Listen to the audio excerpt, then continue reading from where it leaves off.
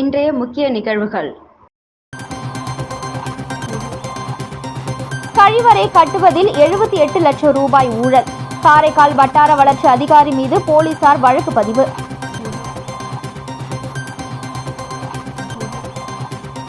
அரசு பள்ளி மாணவர்கள் 23% பேர் போதைப் பொருட்களை பயன்படுத்தியுள்ளனர். துணைநிலை ஆளுநர் கைலாஷ்நாதன் அதிர்ச்சி தகவல்.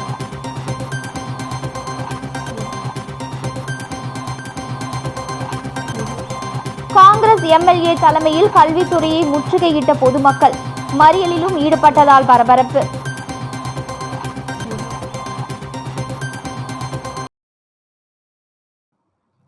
புதுச்சேரி லாஸ்பேட்டை பகுதியில் உள்ள அரசு பள்ளியில் காலியாக உள்ள ஆசிரியர் பணியிடங்களை நிரப்பக் கோரி இணை இயக்குநர் அலுவலகத்தை காங்கிரஸ் சட்டமன்ற உறுப்பினர் தலைமையில் பொதுமக்கள் முற்றுகையிட்டு தர்ணாவில் ஈடுபட்டனர்.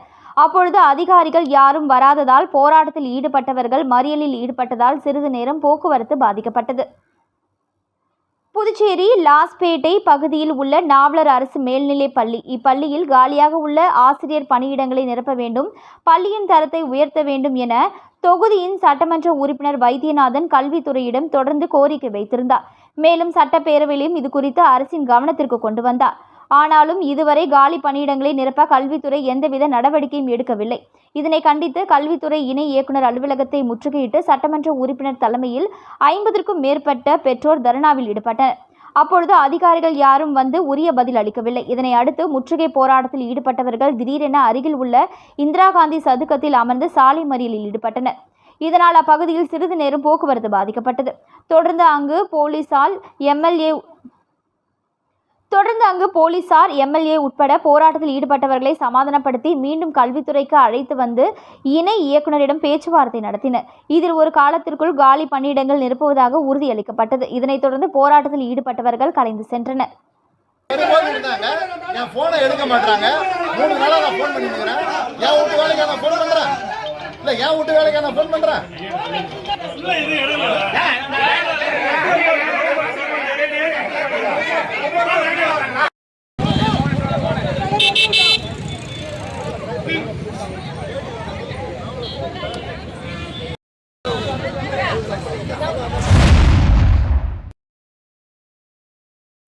புதுச்சேரி அரசு பள்ளிகளில் படிக்கும் 23% மாணவர்கள் போதைப் பொருட்களை பயன்படுத்தி இருப்பதாக துணைநிலை ஆளுநர் கைலாஷ்நாதன் அதிர்ச்சி தகவலை தெரிவித்தார். புதுச்சேரி பாரதி அறக்கட்டளை சார்பில் சர்வதேச போதைப்பொருள் துஷ்பிரயோகம் மற்றும் சட்டவிரோத கடத்தலுக்கு எதிரான தினத்தை முன்னிட்டு போதைப்பொருள் இல்லா புதுச்சேரி என்ற தலைப்பில் விழிப்புணர்வு நடைப்பயணம் நடைபெற்றது. இந்த விழிப்புணர்வு நடைப்பயணம் கம்பன் கலையரங்கத்தில் இருந்து புறப்பட்டது. இதில் கலந்து கொண்ட புதுச்சேரி துணைநிலை ஆளுநர் கைலாஷ்நாதன் பேரணியை தொடங்கி வைத்து பங்கேற்று சுமார் 4 கிலோமீட்டர் தூரம் நடைப்பயணம் சென்றார். சுமார் 500க்கும் மேற்பட்ட பள்ளி மற்றும் கல்லூரி மாணவர்கள் கலந்து கொண்ட விழிப்புணர்வு நடைப்பயணமானது போதைப் பொருள் எதிர்ப்பு கோஷங்களை எழுப்பியவாறு அண்ணா சாலை, காந்தி வீதி, ரயில் நிலையம் வழியாக சென்று கடற்கரை சாலை, காந்தி சிலை அருகே நிறைவடைந்தது. பின்னர் மாணவர்கள் மத்தியில் பேசிய துணைநிலை ஆளுநர் கைலாஷ்நாதன் புதுச்சேரியில் போதைப் பொருள் சம்பந்தமாக ரகசிய சர்வே நடத்தப்பட்டது. இதில் அரசு பள்ளியில் படிக்கும் 23% மாணவர்கள் போதைப் பொருட்களை பயன்படுத்தி இருக்கிறார்கள் என்ற அதிர்ச்சி தகவலை தெரிவித்த துணைநிலை ஆளுநர் போதைப் பொருள் விற்பனை செய்பவர்கள் காவல்துறை இரும்பு கரம் கொண்டு ஒடுக்க வேண்டும் என்று கேட்டுக்கொண்டார். 23% ஸ்டூடெண்ட்ஸ் வாழ்க்கையில ஒரு வாட்டியாவது ட்ரக்ஸ் எடுத்திருக்காங்க. This is a very disturbing news. 23 பேர்ல எல்லாம் நான் சொல்லுவதான் எல்லாரும் ட்ரக் அடிக்ட் ஆயிரும்னு சொல்லிட மாட்டார். பட் அதில் சில பேர் ட்ரக் அடிக்ட் ஆகிறதுக்கு வாய்ப்பு இருக்கு. அதுவும் 12th ஸ்டாண்டர்ட் முன்னாடி 18 வயசுக்கு முன்னாடியே இந்த மாதிரி ஹேபிட்ஸில் வந்ததுன்னா it's a worrisome this thing.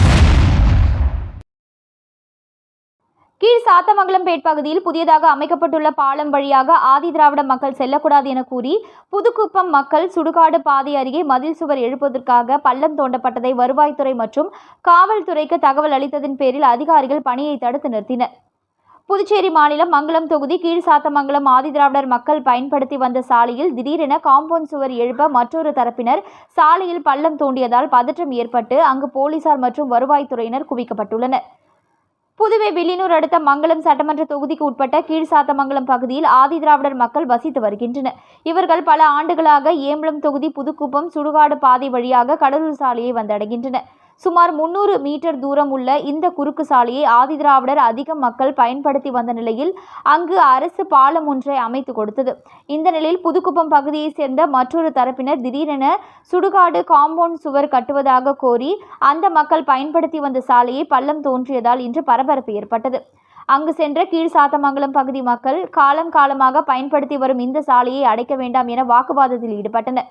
Villianur police inspector Kalaiselvan, tahsildar Sekar, மங்கலம் காவல் நிலைய சப் இன்ஸ்பெக்டர் பெரியசாமி ஆகியோர் சம்பவ இடத்திற்கு வந்தனர். அப்பொழுது அங்கு வந்த அதிகாரிகளிடம் கீழ்சாத்தமங்கலம் மக்கள் காலமாக பயன்படுத்தி வந்த இந்த சாலையில் திடீரென காம்பவுண்ட் சுவர் எழுப்புகின்றனர். இந்த சாலை துண்டிக்கப்பட்டால் கீழ்சாத்தமங்கலம் மக்கள் செம்பியம்பாளையம் பகுதி வழியாக சுமார் 3 கிலோமீட்டர் சுற்றி வர வேண்டிய நிலை உள்ளது. எனவே தங்களுக்கு நியாயம் வேண்டும் என்று கூறி அதிகாரிகளிடம் முறையிட்டனர். அங்கு JCB இயந்திரம் கொண்டு வந்து பள்ளம் தோண்டப்பட்டதை அதிகாரிகள் தடுத்து நிறுத்தினர். அரசாங்க இடத்தில் யாரை கேட்டு பள்ளம் தோன்றுகிறீர்கள்? அரசு அனுமதி கொடுத்தால் மட்டுமே இங்கு வேலை செய்ய வேண்டும் என்று அவர்களை கண்டித்தனர். இந்த சம்பவம் தொடர்பாக இரு தரப்பினரையும் அழைத்து சமாதான பேச்சுவார்த்தை நடத்த வருவாய்த்துறையினர் முடிவு செய்துள்ளனர். ஆதிதிராவிடர் மக்கள் பயன்படுத்தி வந்த சாலையை திடீரென ஒரு தரப்பினர் பள்ளம் தோண்டி காம்பவுண்ட் சுவர் எழுப்ப முயன்ற சம்பவம் அப்பகுதியில் பதற்றத்தை ஏற்படுத்தியுள்ளது.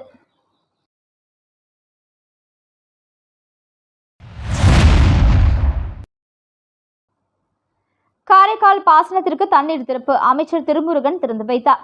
மேட்டூரில் திறந்துவிடப்பட்ட தண்ணீர் காரைக்காலுக்கு வந்து சேர்ந்தது. நல்லம்பல் பகுதியில் உள்ள நூலாற்றில் காவிரி நீர் திரண்டு வந்ததை அடுத்து அங்குள்ள ரெகுலேட்டரில் பாசனத்திற்கு தண்ணீர் திறக்கப்பட்டது. ஆறு நிரம்பி வந்த தண்ணீரை மலர் மற்றும் நெல் மணிகளை தூவி வரவேற்ற புதுச்சேரி குடிமைப்பொருள் வழங்கல் மற்றும் நுகர்வோர் விவகாரங்கள் துறை அமைச்சர் PRN திருமுருகன் மற்றும் திருநள்ளாறு சட்டமன்ற உறுப்பினர் PR சிவா ஆகியோர் ரெகுலேட்டரை இயக்கி பாசனத்திற்காக தண்ணீரை திறந்து வைத்தனர். இந்நிகழ்ச்சியில் பொதுப்பணித்துறை நீர்ப்பாசன பிரிவு அதிகாரிகள், விவசாயிகள் கலந்து கொண்டனர். இதன் மூலம் நல்லம்பல், அம்பகரத்தூர், சேத்தூர், கருக்கங்குடி, சூரக்குடி, திருநள்ளாறு உள்ளிட்ட கிராமங்களில் உள்ள 9000 ஏக்கர் விளைநிலங்கள் பயன்பெறும். பாசனத்திற்கு தண்ணீர் திறந்து வைத்த பின்னர் செய்தியாளர்களிடம் பேசிய அமைச்சர் திருமுருகன், சம்பா சாகுபடிக்கு போதுமான அளவு தண்ணீர் வந்து சேர்ந்துள்ளதாகவும் காரைக்காலுக்கு தேவையான தண்ணீரை படிப்படியாக கேட்டு பெற உள்ளதாகவும் தெரிவித்தார்.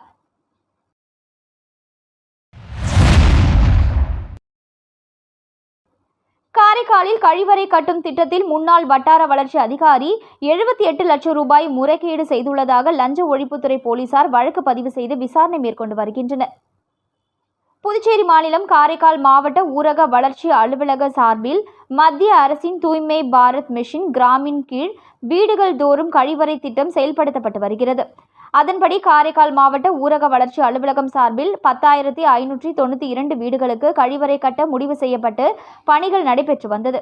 இந்த நிலையில் கடந்த 2018ஆம் ஆண்டு வட்டார வளர்ச்சி அலுவலக அதிகாரியாக பிரேமா பொறுப்பு ஏற்றுக்கொண்டார். பின்னர் அவர் வேறு துறைக்கு மாற்றப்பட்டு கடந்த 2020ஆம் ஆண்டு புதியதாக பொறுப்பேற்ற வட்டார வளர்ச்சி அதிகாரி ரங்கநாதன் என்பவர் மத்திய அரசின் கழிப்பறை திட்டம் ஆவணங்களை தணிக்கை செய்த பொழுது கழிப்பறை திட்டத்தில் முன்னாள் வட்டார வளர்ச்சி அதிகாரி பிரேமா முறைகேடு செய்தது தெரியவந்தது.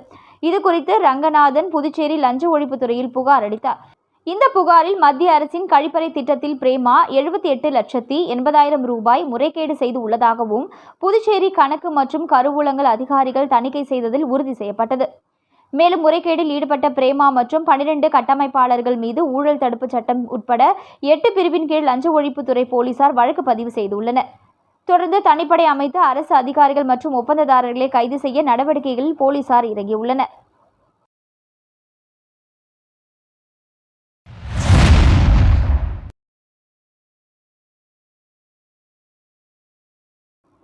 நாம் நம்முடைய அரசியல் சாசனத்தின் அடிப்படையில் இருந்து விலகி இருந்தால் ஜனநாயகம் நிலைத்திருக்க முடியாது என்பதற்கு பாகிஸ்தானை ஒப்பிட்டு பார்த்தாலே புரிந்து கொள்ள முடியும் என்றும், அவசர நிலை பிரகடன கால கொடுமையால் பாதிக்கப்பட்டு சிறையிலேயே உயிரிழந்தவர்களில் ஒருவர்தான் சென்னை மேயராக இருந்த சிட்டிபாபு என்றும், கடந்த வாரம் அவரது பெயரில் மேம்பாலம் கட்டப்பட்டு உள்ளதாக துணைநிலை ஆளுநர் கைலாஷ்நாதன் தெரிவித்துள்ளார். தன்னுடைய சுயநலத்திற்காகவும் அரசியல் சுயநலத்திற்காக அவசர நிலை பிரகடனத்தை கொண்டு வந்தவர்தான் இந்திரா காந்தி என்றும், அப்போது பிரதமரை உருவாக்கிய காமராஜரையே கைது செய்ய சொன்னவர்தான் இந்திரா காந்தி. இது ஒரு அரசியல் சாசன படுகொலை என முதலமைச்சர் ரங்கசாமி பேசினார். இந்திய நாட்டில் அவசர நிலை பிரகடனம் செய்யப்பட்டதின் 50வது ஆண்டின் நினைவுகூரும் வகையில் ஜூலை 25ஆம் தேதி அரசியலமைப்பு படுகொலை தினமாக அனுசரிக்கப்படும் என்று மத்திய அரசு அறிவித்துள்ளது. அதன்படி புதுச்சேரி அரசு கலை பண்பாட்டுத்துறை சார்பில் அரசியல் சாசன படுகொலை தினம் புதுச்சேரி கருவடிக்குப்பம் கிழக்கு கடற்கரை சாலையில் அமைந்துள்ள காமராஜர் மணிமண்டபத்தில் அனுசரிக்கப்பட்டது. துணைநிலை ஆளுநர் கைலாஷ்நாதன், முதலமைச்சர் ரங்கசாமி ஆகியோர் கலந்து கொண்டு அங்கு ஏற்பாடு செய்யப்பட்டிருந்த புகைப்பட கண்காட்சியினை திறந்து வைத்து ஜனநாயகத்தை போற்றும் விதமாக கையெழுத்திட்டனர். இதில் சட்டப்பேரவைத் தலைவர் செல்வம், உள்துறை அமைச்சர் நமச்சிவாயம், கலை பண்பாட்டு மற்றும் குடிமைப்பொருள் வழங்கல் நுகர்வோர் விவகாரங்கள் அமைச்சர் திருமுருகன், கலை பண்பாட்டு அரசு செயலர் நெடுஞ்செழியன், அரசு செயலர் முகமது அக்சன், அமித் மற்றும் மாணவ மாணவிகள் கலந்து கொண்டனர். மேலும் அவசர நிலை பிரகடனம் குறித்து குறும்படம் வெளியிடப்பட்டது. தொடர்ந்து விழாவில் பேசிய துணைநிலை ஆளுநர் கைலாஷ்நாதன், இந்திய ஜனநாயகம் உலக நாடுகளுக்கெல்லாம் ஒரு முன்மாதிரியான நாடாக இருக்கிறது என்றும், நாம் நம்முடைய அரசியல் சாசனத்தின் அடிப்படையில் இருந்து விலகியிருந்தால் ஜனநாயகம் நிலைத்திருக்க முடியாது என்றும், நம்மோடு சுதந்திரம் பெற்ற நம்முடைய பக்கத்து நாடான பாகிஸ்தானை ஒப்பிட்டு பார்த்தாலே இதை புரிந்து கொள்ள முடியும். அப்படிப்பட்ட ஜனநாயக மரபை அழிக்கும் விதமாக 1975 அப்போதைய ஆட்சியாளர்கள் சர்வாதிகார மனதோடு நாட்டில் அவசர நிலை கொண்டு வந்தார்கள். அப்பொழுது ஜனநாயகத்தின் குரல் வலை நெரிக்கப்பட்டது. அடக்குமுறையை எதிர்த்த எதிர்க்கட்சி தலைவர்கள், சமூக போராளிகள், பத்திரிகையாளர்கள், கலைஞர்கள், மாணவர்கள், தொழிலாளர்கள், விவசாயிகள், பொதுமக்கள் சிறையில் அடைக்கப்பட்டார்கள். பத்திரிகை சுதந்திரம் முழுவதுமாக ஒடுக்கப்பட்டது. அரசியல் சாசனமே கேள்விக்குறியானது. அதேபோல தமிழ்நாட்டில் சென்னை மேயராக இருந்த சிட்டிபாபு அவசர நிலை பிரகடன கால கொடுமையால் பாதிக்கப்பட்டவர்களில் ஒருவர். அவசர நிலை பிரகடனத்தின் போது நடந்த மனதை உலுக்கும் கொடூர சம்பவங்களில் ஒன்றுதான் சிட்டுபாபுவின் கதை. அவர் தான் சிறையில் பட்ட கொடுமைகளை தன்னுடைய டைரியில் எழுதி வைத்திருக்கிறார். அவரை அவரது அடிவயிற்றில் காலால் உதைத்திருக்கிறார்கள். மர்ம உறுப்புகளில் தாக்கியிருக்கிறார்கள். கடைசியில் அவர் சிறைக்குள்ளேயே இறந்து போனார். இஸ்மாயில் கமிஷன் அறிக்கையில் இது இருக்கிறது. அவரது நினைவாக தமிழ்நாட்டில் கடந்த வாரம்தான் மேயர் சிட்டுபாபு பாலம் கட்டப்பட்டு இருக்கிறது என்று பேசினார். இப்பொழுது இருப்பது போல் டிவி சேனல்கள், சமூக வலைதளங்கள் இருந்திருந்தால் அவசர நிலை பிரகடனம் பற்றி விவாதம் நடந்திருக்கும். மக்கள் விவாதித்து இருப்பார்கள். எல்லோருக்கும் அவசர நிலை பிரகடன கொடுமைகள் தெரிந்திருக்கும். ஆனால் அரசு நிறுவனமான தூர்தர்ஷன் மட்டும்தான் இருந்தது. பத்திரிகைகளில் கருத்து சுதந்திரம் முழுவதுமாக பறிக்கப்பட்டது. பத்திரிகை சுதந்திரம் பறிக்கப்பட்டதால் அதற்கு எதிர்ப்பு தெரிவித்த அன்றைய இந்தியன் எக்ஸ்பிரஸ் பத்திரிகை முதல் பக்கத்தை அச்சிடாமல் வெற்று பக்கமாகவே வெளியிட்டது. நாம் ஒன்றை நினைத்து பார்க்க வேண்டும். அவசர நிலை கொண்டு வரும் அளவிற்கு அப்பொழுது அண்டை நாட்டுடன் போர் எதுவும் இல்லை. உள்நாட்டு போர், கலவரம் எதுவும் இல்லை. வெறும் அரசியல் காரணத்திற்காக அந்த அவசர நிலை பிரகடனம் கொண்டு வரப்பட்டது. நாம் அனைவரும் நம்முடைய ஜனநாயகத்தை பாதுகாக்க பங்களிக்க வேண்டும் என்று பேசினார். அவரை தொடர்ந்து பேசிய முதலமைச்சர் ரங்கசாமி, தன்னுடைய சுயநலத்திற்காக தன்னை எதிர்த்து யாரும் பேசக்கூடாது, தன்னை எதிர்த்து கேள்வி எழுப்பக்கூடாது. தனது அரசியல் சுயநலத்திற்காக அவசர நிலை பிரகடனத்தை கொண்டு வந்தார். அப்பொழுது பிரதமரை உருவாக்கிய காமராஜரையே கைது செய்ய சொன்னவர்தான் இந்திரா காந்தி. அப்பொழுது காமராஜர் என்ன மனநிலையில் இருந்திருப்பார்? இது ஒரு அரசியல் சாசன படுகொலை. இது ஒரு ஜனநாயக நாடு. அந்த ஜனநாயகத்தை அழித்ததுதான் அவசர நிலை பிரகடனம் என்றார். மேலும் அப்போதைய எதிர்க்கட்சி அரசியல் தலைவர்கள் சிறையில் அடைக்கப்பட்டனர். அன்று இது ஒரு இருண்ட தினம், கருப்பு தினம் என முதலமைச்சர் ரங்கசாமி பேசினார். இளைஞர்கள், மாணவர்கள் நன்றாக படித்து நாட்டின் வளர்ச்சிக்கு பாடுபட வேண்டும் என்றார்.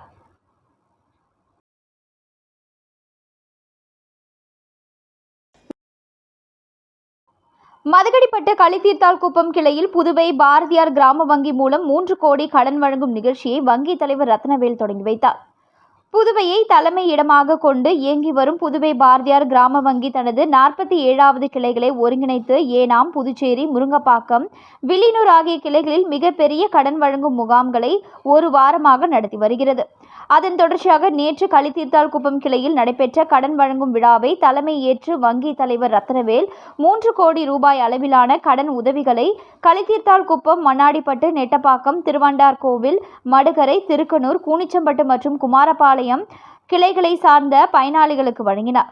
வங்கி தலைவர் தனது சிறப்புரையில் மற்ற வங்கிகளை விட வைப்பு நிதிக்கு அதிக வட்டி தரும் அரசு வங்கி எனவும், இவ்வங்கியில் வீட்டுக்கடன், அடமான கடன், சிறு தொழில் கடன், பயிர்க்கடன் மற்றும் சுய உதவி குழு கடன் கொடுத்து வந்த நிலையில் தற்பொழுது புதுவை மாணவர்களுக்கான மருத்துவ படிப்புக்கான கல்வி கடனையும் அறிமுகம் செய்து வைத்தார். மேலும் பொதுப்பணித்துறை வங்கிகள் போன்று மொபைல் ஆப், ஜிபே, பேடிஎம் போன்ற UPI பரிவர்த்தனைகளையும் இவ்வங்கி மூலம் பெற்றுக்கொள்ளலாம் என அறிவித்தார். புதுவை பாரதியார் கிராம வங்கி வாயிலாக யூனிவர்சல் ஷாம்பு இன்சூரன்ஸ் கம்பெனியில் காப்பீடு செய்து விபத்தில் இறந்த 2 நபர்களின் குடும்பத்தாருக்கு 15 லட்சம் ரூபாய்க்கான காசோலையும் வழங்கப்பட்டது. இவ்விழாவில் வங்கி ஊழியர்கள், மதகடிப்பட்டு பஞ்சாயத்து அலுவலக ஊழியர்கள் மற்றும் வாடிக்கையாளர்கள் திரளாக கலந்து கொண்டு விழாவினை சிறப்பித்தனர்.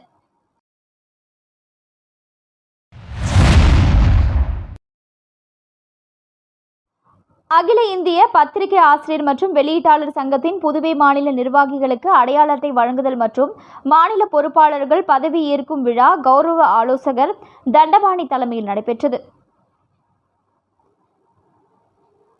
அகில இந்திய பத்திரிகை ஆசிரியர் மற்றும் வெளியீட்டாளர் சங்கத்தின் தேசிய தலைவர் டாக்டர் ராஜேந்திரன் ஆலோசனையின் பேரில் புதுவை மாநில நிர்வாகிகளுக்கு அகில இந்திய பத்திரிகை ஆசிரியர் மற்றும் வெளியீட்டாளர் சங்கத்தின் அடையாள அட்டை வழங்குதல் மற்றும் புதிய பொறுப்பாளர்கள் பதவியேற்கும் விழா ஈசிஆர் ரோட்டில் அமைந்துள்ள பாண்டி சதன் ரெசிடென்சி ஹாலில் நடைபெற்றது. இந்த விழாவில் சங்கத்தின் புதுவை மாநில கௌரவ ஆலோசகராக தொழிலதிபரும் புதுவையின் உதயம் டிரஸ்ட் நிர்வாகியுமான தண்டபாணி நியமிக்கப்பட்டார். கௌரவ தலைவர் தண்டபாணி அவர்கள் சங்க உறுப்பினர்களுக்கு அடையாள அட்டையை வழங்கி சிறப்பித்தார். அகில இந்திய பத்திரிகை ஆசிரியர் மற்றும் வெளியீட்டாளர் சங்கத்தின் புதுவை மாநில தலைவராக ராஜசேகர், துணைத் தலைவராக தங்க பிரகாசம் மற்றும் அசோக் குமார், செயலாளராக சிவகுமார், இணை செயலாளராக முனியன், பொருளாளராக செந்தில்ராஜ், ஒருங்கிணைப்பாளராக முரளி ஆகியோர் பொறுப்பேற்றுக் கொண்டனர். அனைத்து சங்க உறுப்பினர்களுக்கும் அடையாள அட்டை வழங்கப்பட்டு சால்வை அணிவித்து மரியாதை செய்யப்பட்டது. விழாவிற்கான ஏற்பாடுகளை அகில இந்திய பத்திரிகை ஆசிரியர் மற்றும் வெளியீட்டாளர் சங்கத்தின் உறுப்பினர்கள் சிறப்பாக செய்திருந்தனர்.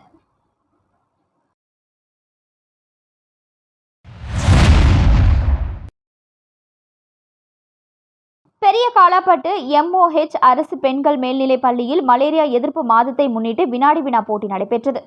புதுச்சேரி அரசு நலவழித்துறை சார்பில் தேசிய கொசு மற்றும் பூச்சிகளால் பரவும் நோய்கள் தடுப்பு திட்ட அலுவலகம் மற்றும் காலாப்பட்டு அரசு சுகாதாரம் மற்றும் நல்வாழ்வு மையம் இணைந்து பெரிய காலாப்பட்டு MOH அரசு பெண்கள் மேல்நிலைப் பள்ளியில் பயிலும் மாணவிகளுக்கிடையே மலேரியா எதிர்ப்பு மாதத்தை முன்னிட்டு வினாடி வினா போட்டி நடைபெற்றது. இந்நிகழ்ச்சியில் தலைமை மருத்துவ அதிகாரி பிரதீப் குமார் தலைமை தாங்கி சிறப்புரையாற்றினார். சுகாதார ஆய்வாளர் ரமேஷ் மற்றும் சுகாதார உதவியாளர் மதிவாணன் மலேரியா பரவும் மற்றும் தடுப்பு முறைகள் பற்றி விரிவாக எடுத்துரைத்து சிறப்புரையாற்றி மாணவர்களுக்கிடையே விழிப்புணர்வை ஏற்படுத்தினார்கள். சுகாதார உதவியாளர் மதியழகன் மலேரியா காய்ச்சலின் அறிகுறிகள் மற்றும் சிகிச்சை முறைகள் பற்றி எடுத்துரைத்து விழிப்புணர்வை ஏற்படுத்தினார். இந்நிகழ்ச்சிக்கு கிராமப்புற செவிலியர் விருத்தம்பாள், பள்ளி துணை முதல்வர் பிரேம்குமார் ஜூலியன், தலைமை ஆசிரியர் பூங்குன்றன், தேசிய நலப்பணி திட்ட ஆசிரியை ரமணி கலந்து கொண்டு சிறப்பித்தனர். இறுதியாக வெற்றி பெற்ற மாணவியர்களுக்கு பரிசுகள் வழங்கப்பட்டன. இந்நிகழ்ச்சிக்கான ஏற்பாட்டினை ஆஷா ஊழியர்கள் நந்தினி சிறப்பாக செய்திருந்தார்.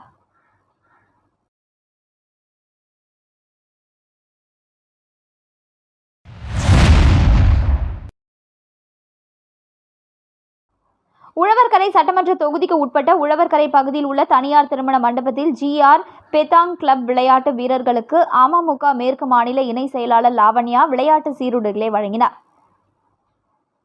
புதுச்சேரி மாநிலம் உழவர்கரை சட்டமன்ற தொகுதிக்கு உட்பட்ட உழவர்கரை பகுதியில் உள்ள தனியார் திருமண மண்டபத்தில் GR பெத்தாங் கிளப் விளையாட்டு வீரர்களுக்கு சீருடை வழங்கும் நிகழ்ச்சி நடைபெற்றது. இந்நிகழ்ச்சியில் சரண் தொண்டு அறக்கட்டளை நிறுவனரும் அம்மா மக்கள் முன்னேற்ற கழகத்தின் மேற்கு மாநில கழக இணை செயலாளருமான முனைவர் லாவண்யா கலந்து கொண்டு விளையாட்டு வீரர்களுக்கு தனது சொந்த செலவில் 30 பேருக்கு விளையாட்டு சீருடைகளை வழங்கினார். மேலும் லாவண்யா அவர்களுக்கு GR பெத்தாங் கிளப் சார்பில் பொன்னாடை அணிவித்து நினைவு பரிசு வழங்கப்பட்டது. இந்நிகழ்ச்சியில் சரண் தொண்டு அறக்கட்டளையின் பொதுச் செயலாளர் மாரி ஆறுமுகம் மற்றும் அமமுக மாநில கழக அம்மா பேரவை செயலாளர் அம்மா பிரகாஷ், லூர்துசாமி, ஐயப்பன், வேலு, குமார், அருள், ராஜி, அன்பழகன், செல்வமணி, சரளா, அமலா மற்றும் GR பெத்தாங் கிளப்பை சார்ந்த குழுவினர்கள் Anand, Mahesh, John, Stephen, Subramani, Augustine, Prashanth, Prakash ஆகியோர் கலந்து கொண்டனர்.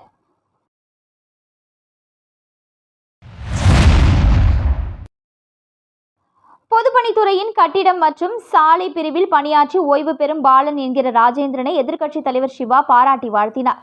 புதுச்சேரி பொதுப்பணித்துறையின் கட்டிடம் மற்றும் சாலை பிரிவில் பணியாற்றியவர் பாலன் என்கிற ராஜேந்திரன். இவர் இந்த மாதத்துடன் பணியிலிருந்து ஓய்வு பெறும் நிலையில் பணி நிறைவு பாராட்டு விழா தனியார் மண்டபத்தில் நடைபெற்றது. இதில் சிறப்பு விருந்தினராக எதிர்க்கட்சித் தலைவர் சிவா பங்கேற்று பாலனுக்கு சால்வை அணிவித்து பாராட்டு தெரிவித்தார். நிகழ்ச்சியில் பொதுப்பணித்துறை பணியாளர்கள், பாலன் குடும்பத்தினர்கள், உறவினர்கள், நண்பர்கள் என பலர் கலந்து கொண்டனர். புதுச்சேரி குருமாம்பேட் பகுதியில் உள்ள ஸ்ரீ யோகமாயா லலிதாம்பிகை ஆலயத்தில் ஆனி அமாவாசையை முன்னிட்டு அம்மனுக்கு மகா அபிஷேகம் மற்றும் தீபாராதனை நடைபெற்றது. இதில் திரளான பக்தர்கள் பங்கேற்று அம்மனை வழிபட்டு சென்றனர். புதுச்சேரி குருமாம்பேட் பகுதியில் அமைந்துள்ளது ஸ்ரீ யோகமாயா லலிதாம்பிகை திருக்கோவில். இந்த திருக்கோவிலில் ஆனி அமாவாசையை முன்னிட்டு ஸ்ரீ லலிதா மகா யாகம் நடைபெற்றது. தொடர்ந்து லலிதாம்பிகைக்கு பால், தயிர், சந்தனம், திருநீர், திருமஞ்சனம், குங்குமம் உள்ளிட்ட பல்வேறு வாசனை திரவியங்கள் கொண்டு மகா அபிஷேகம் செய்யப்பட்டது. தொடர்ந்து யாகசாலையில் வைக்கப்பட்ட கலச நீரால் அம்மனுக்கு சிறப்பு அபிஷேகம் செய்யப்பட்டு மலர்களால் அலங்கரிக்கப்பட்ட அம்மனுக்கு சோடச தீபாராதனைகள் காட்டப்பட்டது. இதில் பக்தர்கள் பலரும் கலந்து கொண்டு அம்மனை வழிபட்டு சென்றனர்.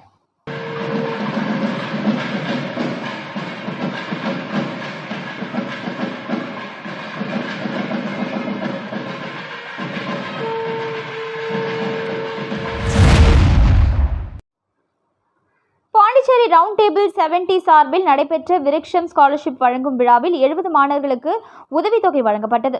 பாண்டிச்சேரி ரவுண்ட் டேபிள் 70 சார்பில் 2வது ஆண்டாக விருக்ஷம் ஸ்காலர்ஷிப் வழங்கும் நிகழ்ச்சி சுகன்யா கன்வென்ஷன் சென்டரில் நடைபெற்றது. இதில் பெற்றோர்களை இழந்த 70 மாணவர்களுக்கு தலா 10,000 ரூபாய் ஸ்காலர்ஷிப் வழங்கப்பட்டது.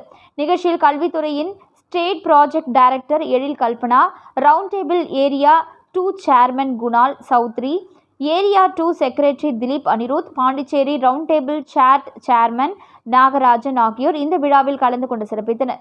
மேலும் Pondicherry round table 70 chairman Satishkumar, secretary Karthi, பொருளாளர் புருஷோத்தமன், துணைத் தலைவர் அசோக் ஆகியோரும் பங்கேற்றனர். Inspired by the motto of Roundtable India, Freedom through Education, we launched the Vrikshan Scholarship Program. Our goal was simple yet profound, to ensure that the படத்தில் ஒரு dialogue ஒன்று இருக்கும், உங்கள்கிட்ட காது அப்படிங்குவாங்க. உங்கள்கிட்ட ஸோ ஒன்று சொல்கிறோம் அப்படின்னா, இந்த அரங்கம் முழுவதும் நிறைந்திருக்கும் அப்படின்னு சொல்லிட்டு இவ்வளோ பேர் இங்கே கூடியிருக்கிறோம். அதனால் இது ஸ்பான்சர் பண்ண எல்லாரையும் வருக வருக என வரவேற்க மற்றும் தேங்க்யூ. மீண்டும் இன்றைய முக்கிய நிகழ்வுகள். கழிவறை கட்டுவதில் 78 லட்சம் ரூபாய் ஊழல்.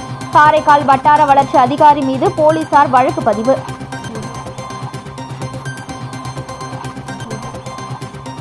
அரசு பள்ளி மாணவர்கள் 23% பேர் போதைப் பொருட்களை பயன்படுத்தியுள்ளனர். துணைநிலை ஆளுநர் கைலாஷ்நாதன் அதிர்ச்சி தகவல்.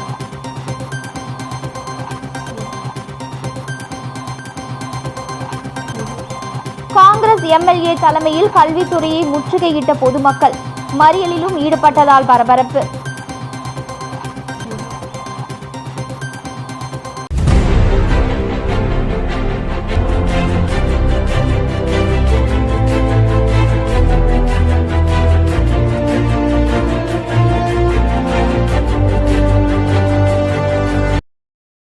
செய்திகளை உடனுக்குடன் தெரிந்து கொள்ள ஆஸ்கார் யூடியூப் சேனலை சப்ஸ்கிரைப் செய்யவும்.